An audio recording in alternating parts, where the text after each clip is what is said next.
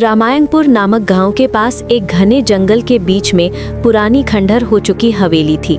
कहते हैं कि उस हवेली में रात होते ही अजीब अजीब चीखें सुनाई देती थीं। उन चीखों के पीछे एक रहस्य छिपा था, जिसे गांव के लोग रक्त सूखा कहते थे। विक्रम नाम का एक युवा पत्रकार था, जो शहरी जीवन से अलग हटकर कुछ ऐसा करना चाहता था जिसे नाम बने। उसे उस हवेली की अफवाह मिली कि वहां रात को एक महिला आती है, खूबसूरत मगर खून पीने की प्यास लिए, और किसी कर्तव्य के लिए फांसी हुई है। विक्रम ने निर्णय किया कि वो उस हवेली में रात गुजारने जाएगा।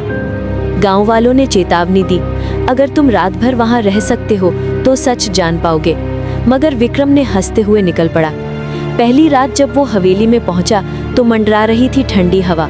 टूटे फूटे झरोखों से चांद की बर्फ जैसी उजली किरणें दाखिल हो रही थी। आवाज आ रही थी जैसे पुरानी पीड़ाएं कह रही हों, मुझसे छुटकारा चाहो। विक्रम ने अपने कैमरे और टॉर्च निकाली और घर में घुसा। हवेली के अंदर एक पोर्ट्रेट था, एक खूबसूरत महिला का, जिसकी आंखें जैसे जिंदा थी। तभी उसे गहरी खांसी सुनाई दी और झरोखे से एक लंबी छाया गुजरी। विक्रम को लगा कि शायद पवन थी, लेकिन जब उसने टॉर्च की किरण उस ओर लगाई, वहां कोई नहीं था।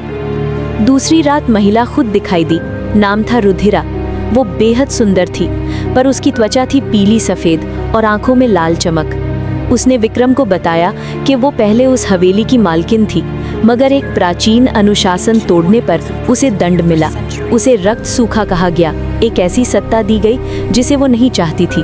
अब वो उस हवेली में फंसी है, ढूंढ रही है किसी को जो उसे इस बंधन से मुक्त कर सके। विक्रम ने सहमति दी, वो उसे मदद करेगा।